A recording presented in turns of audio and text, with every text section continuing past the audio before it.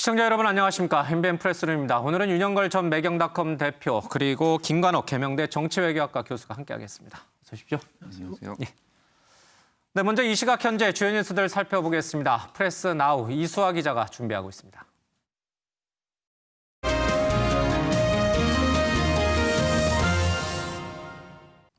네, 지금 이 시각 뉴스를 짚어보는 프레스나우 시작합니다. 오늘 열리는 국회 법제사법위원회 법무부 국정감사에 추미애 법무부 장관이 직접 출석했습니다. 추 장관의 아들의 군 특혜를 둘러싼 여야의 날선 공방이 이어지고 있는데요. 앞서 국민의힘이 추 장관 아들 서모 씨 등 20여 명을 증인으로 신청했고 민주당은 수사 중인 사안이라는 이유로 모두 거부한 바 있습니다. 독일 베를린의 중심지인 미테구에 세워진 평화의 소녀상에 대한 철거 명령이 내려지면서 이를 지키기 위한 법적 대응이 시작됐습니다. 한 시민단체가 독일 행정법원에 집행정지 가처분 신청을 냈고 철거 반대 청원 운동에는 이미 2천여 명이 넘는 사람이 서명했습니다. 슈레더 전 독일 총리 부부도 소녀상 철거 지시에 항의하면서 독일 당국의 결정을 철회하라는 내용의 편지를 전달했습니다. 코로나19 바이러스가 휴대전화 액정과 지폐에서 길게는 28일까지 살아남는다는 연구 결과가 나왔습니다. 같은 환경에서 독일 독감 바이러스의 생존 기간은 17일로 코로나19가 10일 이상 더 생존하는 것으로 드러났는데요. 또 코로나19는 더위보다 추위에 더 강한 것으로 확인됐습니다. 국내에 유통되는 수산물 99%의 미세 플라스틱이 들어있는 것으로 확인됐습니다. 국내산 다소비 수산물 9종에 대해 시료 검사를 한 결과로 성인 1명이 연간 1,300개 이상의 플라스틱을 섭취하고 있다는 내용입니다. 보건당국은 이 사실을 2년 전부터 알고 있었지만 관련 정책이나 규제 마련은 계속 미뤄지고 있는 것으로 드러났습니다. 관련해 더 자세한 내용 오후 7시 20분 MBN 종합뉴스에서 전해드리겠습니다. 지금까지 이 시각 가장 핫한 프레스 나우였습니다.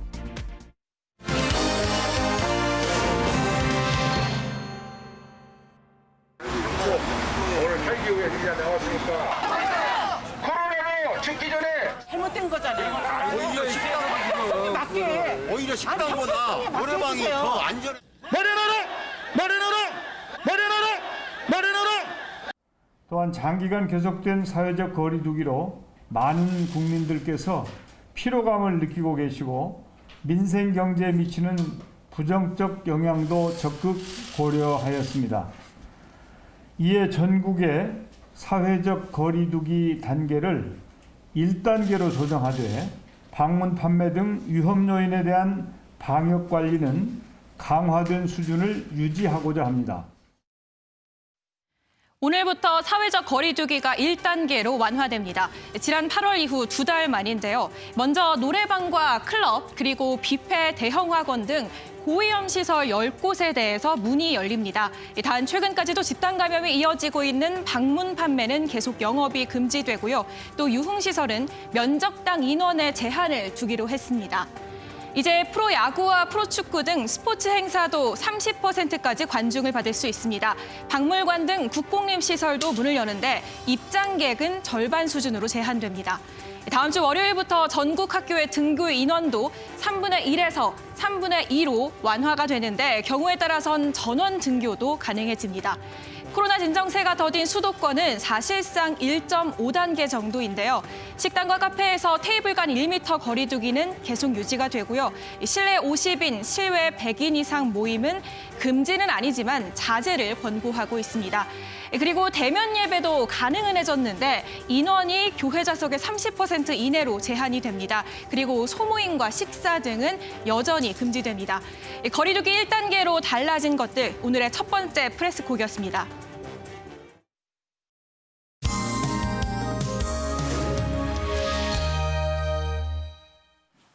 네, 지난 한글날 연휴 동안 가장 뜨거웠던 이슈는 바로 이 북한 김정은 위원장 그리고 열병식이었습니다. 지난 10일 김정은 국무위원장이 직접 자리를 한 열병식이 공개가 됐고 여기에서 북한은 신형 ICBM을 공개를 해서 전 세계를 다시 한번 충격에 빠뜨렸습니다. 하나하나 짚어보겠습니다. 이수아 기자. 네. 보통 열병식은 이제 낮에 하거든요. 우리도 국군의 날을 이제 낮에 하면서 전 세계에 그 위용을 과시하게 되는데 이번 열병식은 좀 특이하게 심야에 있었어요. 네, 이번 열병식 지난 10일 오전 0시부터 예. 75주년 기념 행사가 열렸는데요. 19시간 뒤 오후 7시쯤 영상이 공개됐습니다. 이 북한은 보통 낮에 열병식을 열고 말씀하신 것처럼 신형 무기를 선보인 뒤에 예. 또 대규모 군중 시위를 벌여왔거든요. 그렇기 때문에 이번 열병식이 더욱 이례적이라는 평가가 나오고 있습니다. 예. 이번 열병식은 참 볼거리가 많았는데요. 하나씩 꼽아보자면 75개의 열병 종대, 군악대가 차례로 영상에 등장하는 모습이었습니다. 또 김정은 국무위원장의 극적인 등장도 좀 화제를 모았는데요. 시계탑의 시침과 분침이 10일 0시를 가리키면서 불꽃놀이가 시작됐고요. 여기에 이어서 깔끔한 회색 정장을 입은 김 위원장이 등장했습니다. 예. 이 어린이들이 꽃다발을 안겨주자 웃으면서 현송월 당 선전성동부 부부장에게 넘기기도 했는데요. 이 김 위원장의 동생인 김여정 제1부부장도 포착됐지만 부인인 리설주 여사는 볼 수 없었습니다. 이 열병식 후에도 횃불 행진, 퍼레이드 등 다양한 볼거리가 이어졌고요. 이후에 일신 단결, 혁명 전통 등의 이제 문구를 만들면서 횃불 행진을 하는 모습도 보였습니다. 이게 사실은 지난 10일 날 밤에 열병식이 있었는데 공개가 된 것은 또 한참 뒤에 공개를 했어요. 그렇죠? 네, 맞습니다. 19시간의 시차가 있었죠. 예. 윤 대표님. 그러니까 지금 이수아 기자가 볼거리라는 표현을 썼는데 북한 노동당 창군일에 하는 열병식을 글쎄 우리가 이제 뭐 관람하듯이 관전하듯이 볼 건 아니에요. 굉장히 심각한 군사적 위협이 될 수 있기 때문에 심각하게 저희들 보는데 문제는요. 지금 이제 화면에도 나옵니다만은 야간에 진행을 하면서 마치 쇼를 방불케 했단 말이에요. 기존의 북한의 이 열병식과는 완전히 다른 마치 이렇게 진짜 저쪽에도 탁현민 비서관 있나 싶을 정도로 완전히 획기적인 방식으로 쇼처럼 이렇게 바꿨어요. 어떤 의도가 있는데요? 뭐 김정은이가 지난 8월에 예. 정치국회에서 지시를 했죠. 이번 당 노동당 75주년 행사는 특색 있게 볼만하게 아주 화끈하게 좀 훌륭하게 좀 해라. 예. 그 지시에 따라서 뭐 진행했다고 봐야죠. 예. 근데 그렇게 한 이유는 뭐 몇 가지가 있겠습니다만은 미국 대통령 선거가 이제 한 20일 예. 좀 남았거든요. 얼마 안 남았죠. 그러니까 미국을 겨냥한 좀 화려한 좀 이벤트 그걸 좀 보여줄 예. 그 생각이 좀 많았던 거 아니냐 이런 생각이 들고 또 밤에는 낮하고 달라서 좀 감성적이고 예. 좀 쉽게 도취하고 좀 흥분하기가 쉽잖아요. 예. 그러니까 그 관람객이나 전 세계에 방영되는 화면 효과를 예. 좀 극대화한 거 아니냐 뭐 이런 생각도 들고 또 미국이 첩보 위성이 정찰 위성이 떠 있잖아요. 그러니까 정찰 위성한테 좀 ICBM이라든가 신형 ICBM 예. 이런 노출을 최소화하기 위한 거 아니냐 뭐 이런 생각이 좀 듭니다. 예. 네. 밤에 저렇게 열병식을 함으로써 마치 이제 쇼를 방불케 했어요. 네. 좀 보는 사람들, 특히 이제 북한 주민들도 우리의 인민 군대가 이렇게 대단하구나. 아마 이제 그런 자부심을 갖도록 일부러 저렇게 한 것 같긴 합니다. 알겠습니다. 조금 더 자세한 얘기는 뒤에 좀 더 하고요. 유호정 기자. 그래도 제일 관심사는 저 열병식에 북한의 신형 무기가 어떤 게 공개가 되나 이게 가장 초미의 관심사였거든요. 네, 그렇습니다. 이렇게 북한이 이동식 ICBM을 일반에 공개한 거는 지난 2018년 이 화성 15형을 공개한 이후 2년 8개월 만입니다. 예. 그래서 관심이 쏟아졌는데 일단 화성 15형과 비교를 해도 규모도 훨씬 커졌고요. 예. 그리고 그 위력도 전문가들이 분석하기로는 더 크다라고 분석이 나오고 있는 상황입니다. 이 고이즈미유 군사 전문가가 어제 NHK 인터뷰에서 한 얘기가 좀 이제 화제가 되고 있는데요. 예전에 미국이나 소련이 만든 초대형 ICBM과 크기는 거의 같은 정도로 보인다라고 얘기를 하면서 이동식 ICBM 중에서는 가장 클 것이다, 세계 최대급일 것이다라는 분석을 내놨습니다. 예. 그리고 이 외에도 이 미국의 군사 전문가들도 이 규모가 굉장히 크다라는 예. 이제 분석들을 잇따라 내놓고 있는 상황입니다.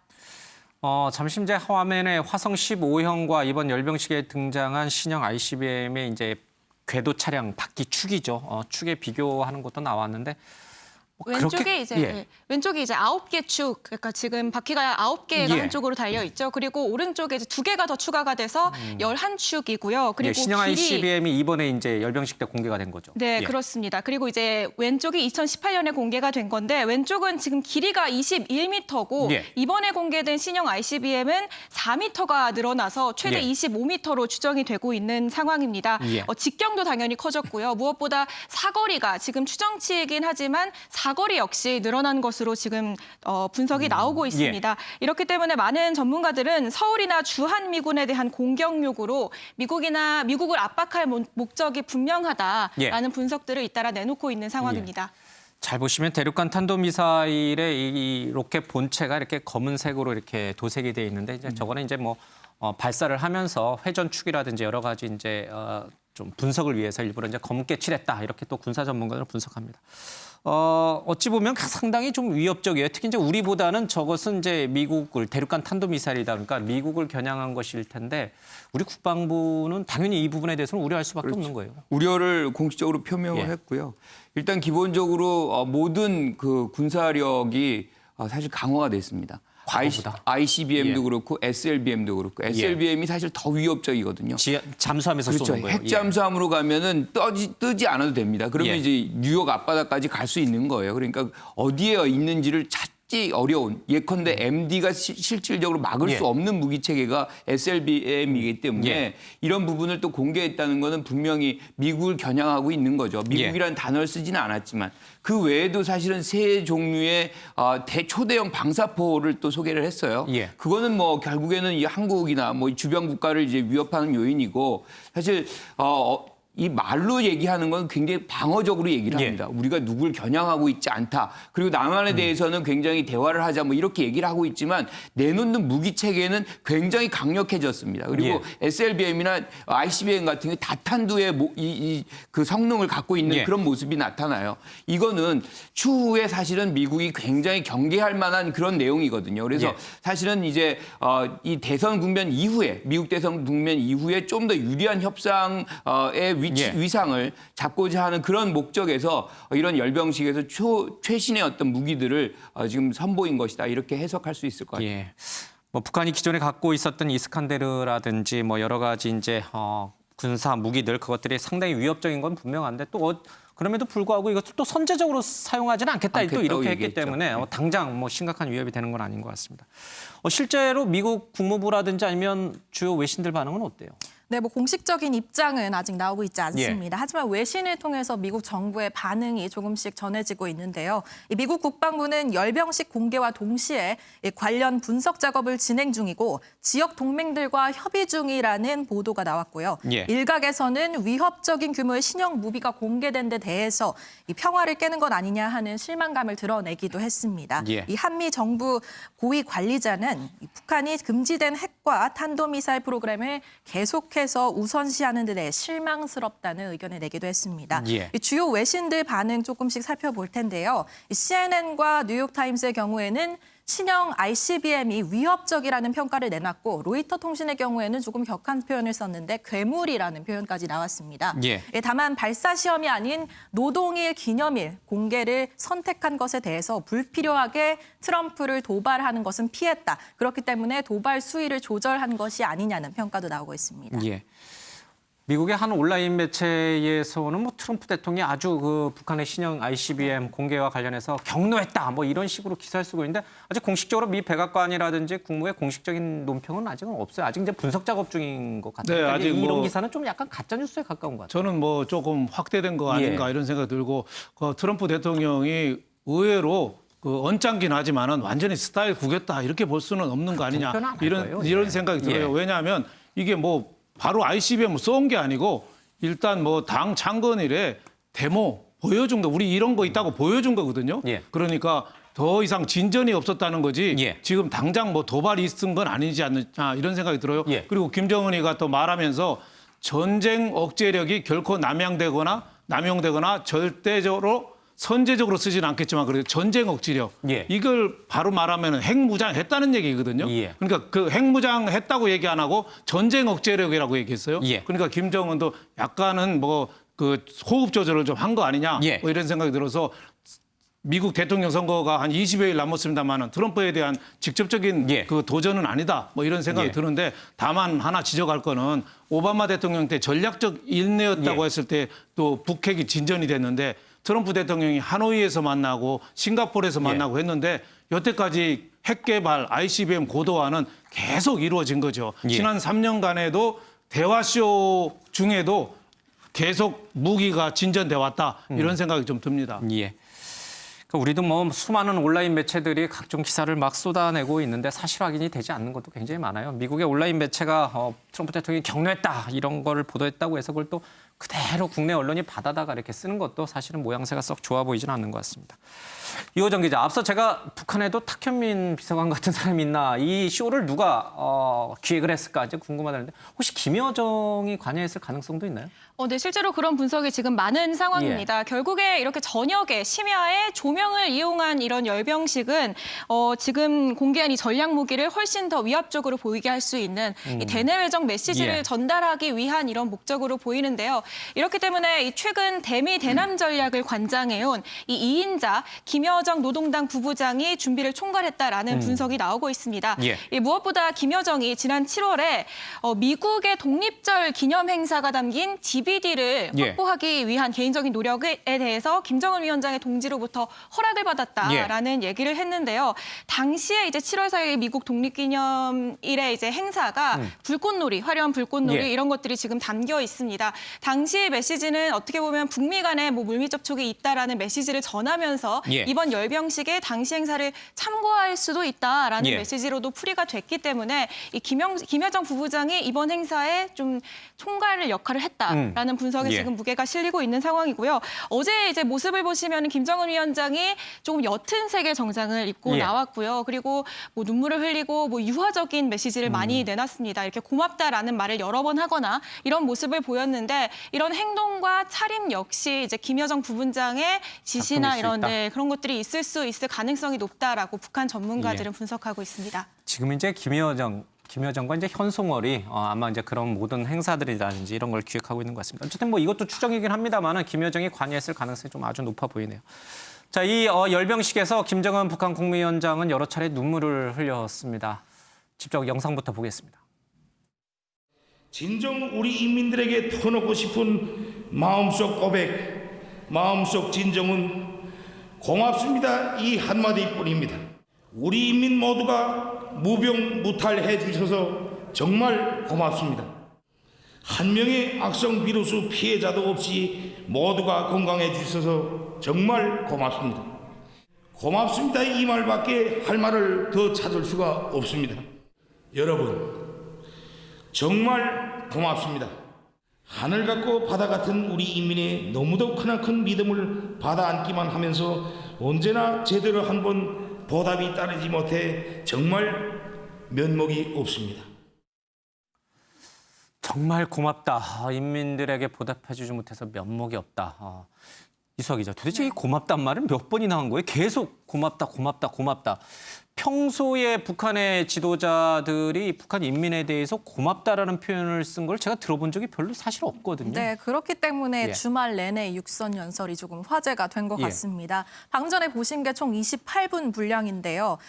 방금 전에 들으신 것처럼 오늘 이 자리에 서면 무슨 말부터 할까 좀 고민을 많이 했다. 그다음에 고맙습니다라는 이 한마디뿐이 전할 말이 없다라고 계속 감성적인 면을 좀 드러냈고요. 그리고 코로나19와 자연재해 그리고 대북제재로 고분분투하는 현 상황에 대해서 이 면목이 없다라는 말도 하면서 눈물을 보이기도 했습니다. 심지어 제가 전체 인민의 신임 속에 나라를 이끌고 있는데 아직 노력과 정성이 부족해서 생활고를 겪고 있다. 인민들에게 죄송하다. 뭐 이런 고충을 솔직히 털어놓기도 했습니다. 특히 주민들의 이 생활고를 자신의 탓으로 돌리는 거는 저희가 기존 북한 지도자에게서 자주 보지 못한 상황이거든요. 그렇기 때문에 기존의 북한 수장과는 다른 김정은 위원장만의 이 리더십을 보여줬다. 이렇게 평가할 수 있을 것 같습니다. 저기에도 뭐 나름의 연설 비서관 같은 사람이 있겠죠. 그런데 이 멘트가 과거 열병식 때 하던 그 연설문과는 완전히 형식이나 모든 것이 완전히 달라졌어요. 이것도 기획된 연출인가 아니면 정말 즉흥적으로 김정은 위원장이 애드리브를 쳐가지고 저런 고맙다, 고맙다 이런 말을 넣은 것인가 굉장히 좀 궁금해지네요. 정치인의 말 한마디는 다 계획된 겁니다. 행동 하나하나가. 그냥 애드리브는 그렇죠. 아닐 것이다. 하나하나가 뭐 갑자기 애드리브로 나오는 건 없다고 봐야 되겠죠. 일단은 새로운 리더십이 필요해요. 북한이. 지금 김정은 집권 이후에 성과를 낸 것이 하나도 없습니다. 경제 제재가 중첩돼 있죠. 거기다가 코로나에 뭐 민생 파탄 나고 수해까지 그 과정 속에서 뭔가 성과를 낸 적이 없어요. 민심이 흉흉해질 그렇죠. 수밖에 민심의 없죠. 동요가 뭐 불가피한 상황이죠. 그래서 기존의 뭐 김정일이나 김일성의 그런 리더십, 위압적인 리더십으로는 지속 가능성이 없는 거죠. 그러니까 조금 더 감성적인 어떤 지도자상 이렇게 해서 같이 따뜻한 고생하고 지도자상. 그렇죠. 같이 고생하고 내가 같이 간다. 뭐 이런 어떤 리더십이 형성이 돼야만 국민들이 그래도 동정심이라도 발휘해서 뭐 이런 과정 속에서 이렇게 리더십의 어떤 변화가 지금 만들어지고 있는 것 같아요. 그런데 이것이 얼마나 오래 갈 수 있느냐는 것은 저는 회의적입니다. 왜냐하면 이 국민들이 사실은 이런 어떤 민생고가 계속 중첩이 되는 상황 속에서는 견디는 것이 오래 못 가거든요. 그러니까 저런 걸로 위로되지 않는다. 이런 위로되지 뜻이군요. 않는 거죠. 그런데 이제 아버지나 할아버지 때는 전성기 때가 있었어요. 그리고 실질적인 어떤 풍요의 시대도 있었고. 그런데 이것들이 지금 한 번도 경험하지 못했기 때문에 사실은 미국과의 관계를 개선시켜야 될 필요성이 북한이 굉장히 많습니다. 그래서 차기에 누가 들어올지 그 국면에서 어떤 형태로든 이것을 개선시켜서 민생을 되살리지 않는다면 사실 이런 어려움은 계속 반복적으로 김정은에게 나타날 수밖에 없다 이렇게 생각합니다. 기획된 연출이라 하더라도 김정은 위원장의 그런 고맙다는 연신 12번이나 고맙다는 표현을 하는 것, 또 눈물 흘리는 모습은 상당히 이색적이었습니다. 근데 사실 따지고 보면 김정은 위원장은 과거부터 여러 번 눈물 흘리는 모습을 보여줬습니다. 그 영상 잠깐 보겠습니다. 육체적 과로로 하여 그토록 소중히 새겨 안으시며 눈곱을 뜨겁게 적시신 경의하는 원수님. 경의하는 원수님의 심중엔 오보의 장군님에 대한 절절한 그리움이 사무쳐 오셨습니다.